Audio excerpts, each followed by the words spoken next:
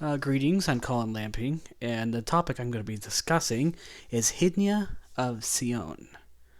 So, the first thing I want to introduce is basically some of my struggles with how hard ancient history is to decipher.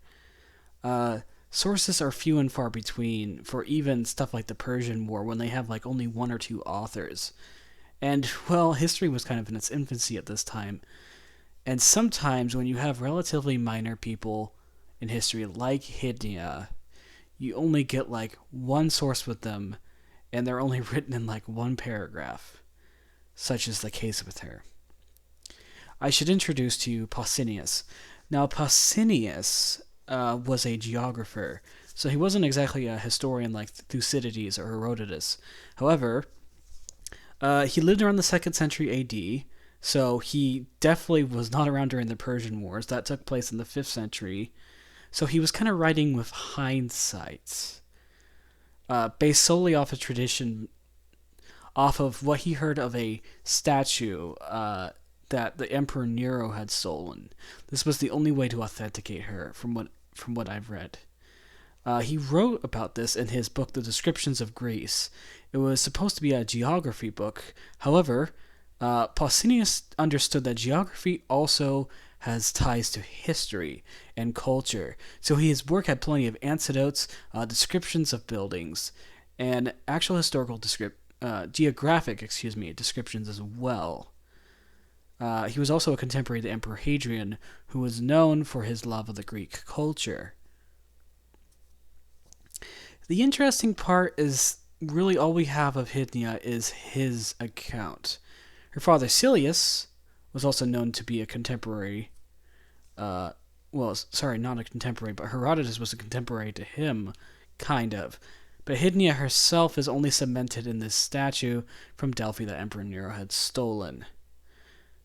So, Herodotus still wrote about her father, though, and he was certainly more contemporary to the Persian Wars. For this reason, I will be pulling further descriptions of the event from Herodotus and some of it from Pausanias. I feel like that's the only way I can get the full story. So, what is the full story of this character? Well, I should introduce a little bit of the conflict. Book 8 of Herodotus's Persian War, called Urania. The Greeks and the Persians were preparing to fight in the circuit of Euboea, I think that's how it's pronounced. The Persians had some of their ships on two ends of basically a water strait, which was what Euboea was, between some cities, I believe.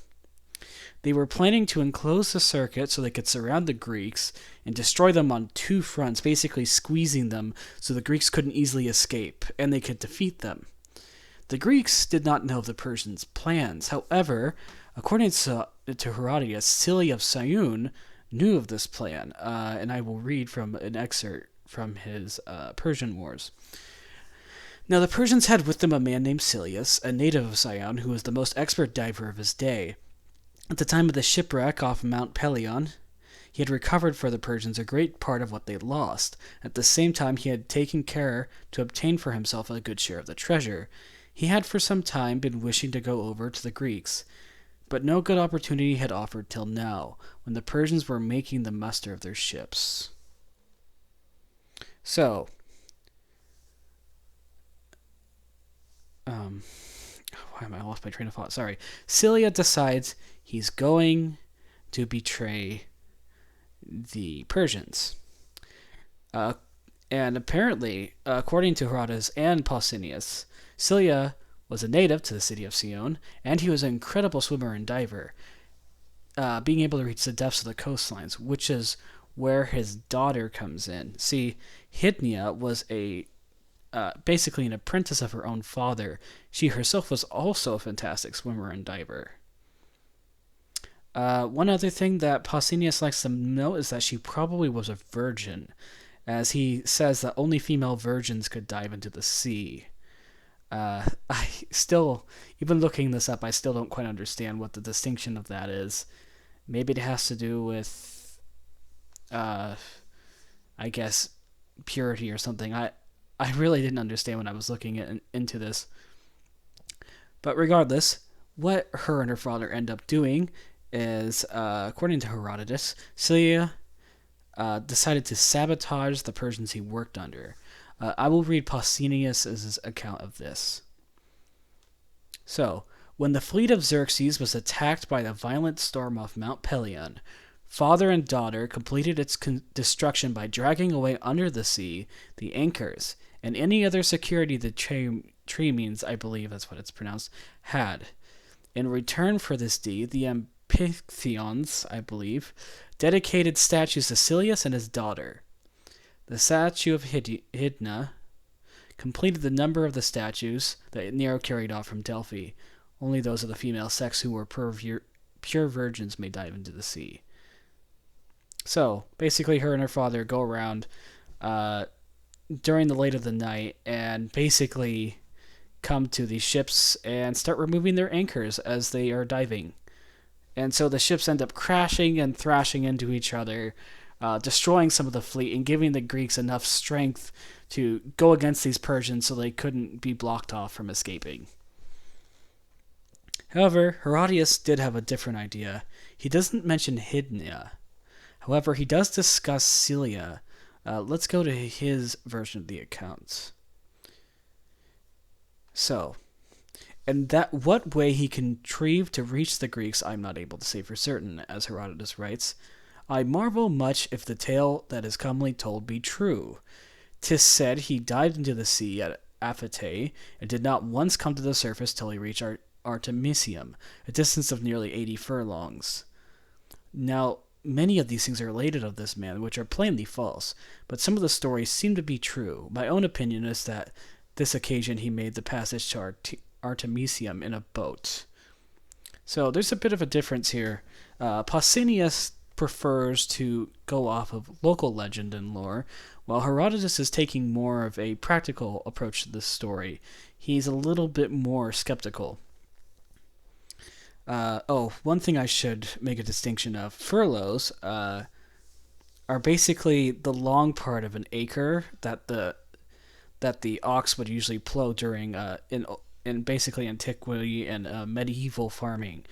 It's basically about 1/8 of a mile, and so if we convert that, 80 furlongs becomes about 10 miles of swimming, which is probably why Herodotus is a bit skeptical of this man being able to swim that much.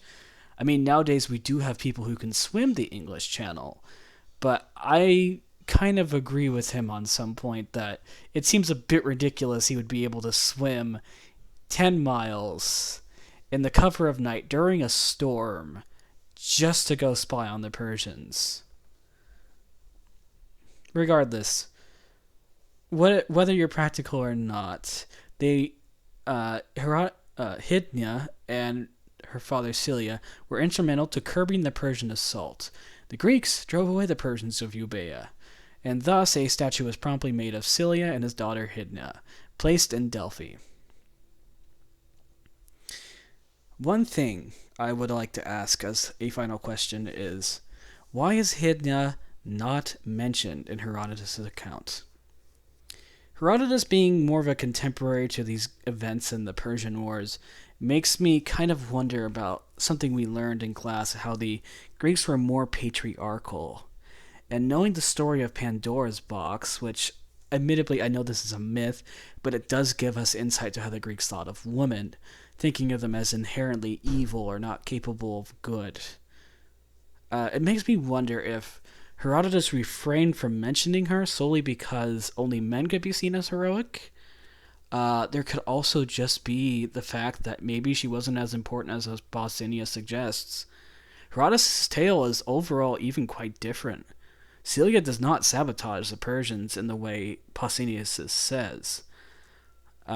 Instead, he simply just looks at the amount of wreckage that happened, and he tells the Greeks so they can bolster their numbers and be ready to fight, instead of going and swimming in a covert action with his daughter and removing all the anchors and everything. And Herodotus even says some of the legend is plainly false, so he excluded it. To this, I like to think that Herodotus is trying to be more of a practical historian here, and he's skeptical.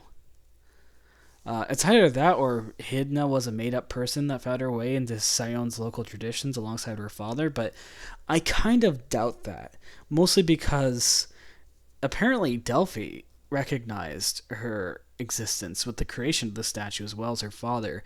And if her father's recognized by Herodotus, I would think that that's a consistency for her existence and not against it.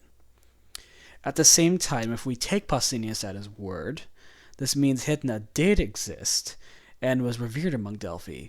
Perhaps this is because Pausanias was focusing on collecting the local lore and was not making a commentary like Herodotus was. Then again, Pausanias was alive 500 years after the Persian War, so he did not have a fresh mind to this like, well, Herodotus had. He didn't really witness any of this like Herodotus could have asked people or witnessed some of the veterans of the war. However, I think her presence of a statue and the fact that you can actually go back from what Pausanias is saying and verifying that Nero stole the statue, which I'm sure was evidence back then, would be verification enough that she at least existed.